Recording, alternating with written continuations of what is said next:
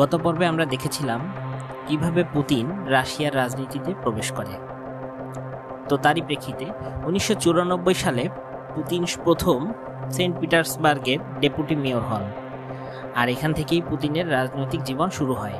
ক্ষমতায় আসা মাত্রই তিনি শহরের দুর্নীতিবাজদের ধরে ধরে শাস্তি দেন। কিছুদিনের মধ্যেই সেন্ট পিটার্সবার্গের ভেতর পুতিন একজন ন্যায়পরায়ণ শাসক হিসেবে পরিচিতি লাভ করেন। কিছুদিন পর 1996 সালে সেন্ট পিটার্সবার্গ শহরের মেয়র নির্বাচিত হয়। এ সময় সাবচাক হেরে যান। সাবচাক হারার পর পুতিনের ক্ষমতাও চলে যায়। কেজিবিতে কাজ করার সুবাদে এবং সেন্ট পিটার্সবার্গের ডেপুটি মেয়র হবার কারণে পুতিনের সম্পর্ক মস্কোর বড় বড় নেতাদের সাথে হয়। ডেপুটি মেয়রশিপ চলে যাবার পর এই কারণেই পুতিন মস্কোয় শিফট করেন। মস্কোতে তার সাথে পরিচয় হয় ভ্যালেন্টিন ইউমাসেভ এর। ইনি সে সময় রাশিয়ার প্রেসিডেন্ট বরিস ইয়েলটসেনের জামাতা ছিলেন। পুতিনের ব্যক্তিত্ব এবং কার্যক্ষমতা ইউমাসেভকে ব্যাপকভাবে আকৃষ্ট করে। তিনি পুতিনকে প্রেসিডেন্ট বরিস ইয়েলটসনের সাথে পরিচয় করিয়ে দেন। 26শে মার্চ 1997 বরিস পুতিনকে প্রেসিডেন্সিয়াল স্টাফের ডেপুটি স্টাফ হিসেবে নিযুক্ত করেন। বরিস ইয়েলটসন অনেক মদ্যপ ব্যক্তি ছিলেন এবং জনগণের কাছেও তার ইমেজ ভালো ছিল না।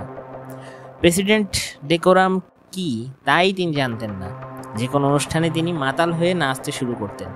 তার উপর নানা রকম দুর্নীতির অভিযোগ ছিল এবং দিন দিন তা বেড়েই যাচ্ছিল।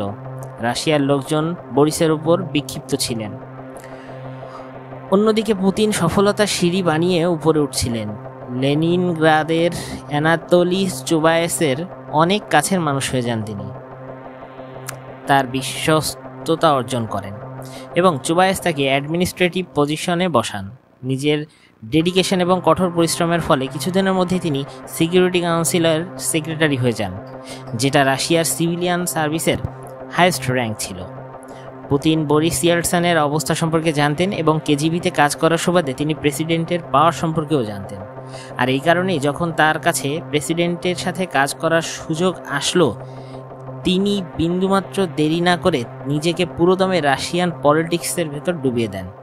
ইয়েলটসন এর মদ খাওয়ার কারণে তার দাপ্তরিক কাজে সময় খুব কম ছিল, তাই ইয়েলটসনের বেশিরভাগ কাজ পুতিন করতেন।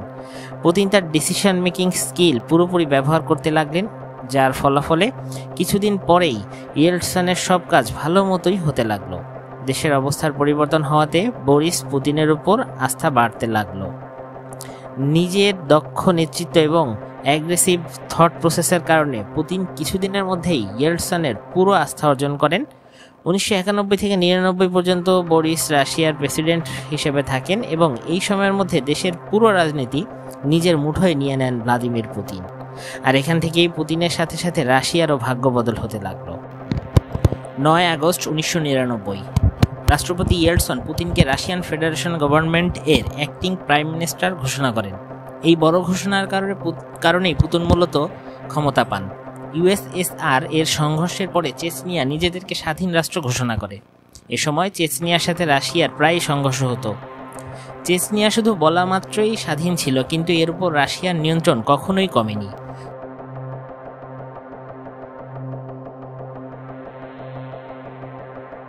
উনিশশো 98-99 সালের সংঘর্ষ অনেক রক্তক্ষয়ী ছিল। এবছর চেচনিয়ায় ইসলামিক ফাইটাররা রাশিয়ায় আতঙ্ক বিরাজ করে রেখেছিল। তারা বিভিন্ন শহরে বোমব্লাস্ট করে। এ সময় চেচনিয়ার ফাইটাররা রাশিয়ার বায়ানিস্ক, মস্কো এবং ভলভোডান্সের মতো শহরে বোমব্লাস্ট করে। ফলে এসব শহরে 300-এর মতো মানুষ মারা যায় এবং 1000-এর মতো লোক খুব খারাপভাবে আহত হয়।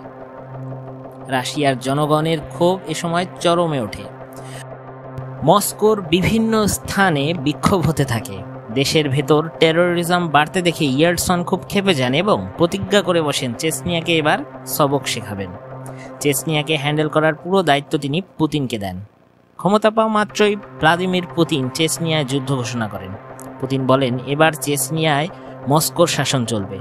হাজার হাজার রাশিয়ান মিলিটারি চেচনিয়ায় প্রবেশ করে। হাসপাতাল, স্কুল, সিভিলিয়ান, সেই সময় রাশিয়ান মিলিটারির সামনে যারাই আসছে তাদেরকেই ধ্বংস করা হয়েছে। এই যুদ্ধে চেচনিয়ার অনেক ক্ষতি সাধিত হয়।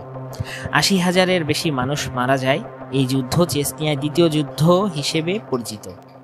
রাশিয়ান মিলিটারিদের হেলমেটের মধ্যে ক্যামেরা স্থাপন করা হয়েছিল, যাতে রাশিয়ান জনগণ বুঝতে পারে কিভাবে 300 লোকের হত্যার বদলা নেওয়া হয়েছিল।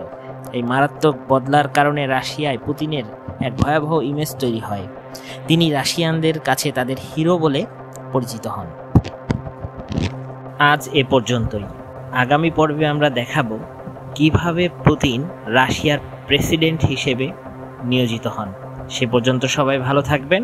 আজকের ভিডিওটি যদি আপনার ভালো লেগে থাকে তাহলে আপনার বন্ধুদের সাথে শেয়ার করবেন, সাবস্ক্রাইব করে আমাদের সাথে থাকবেন। ধন্যবাদ।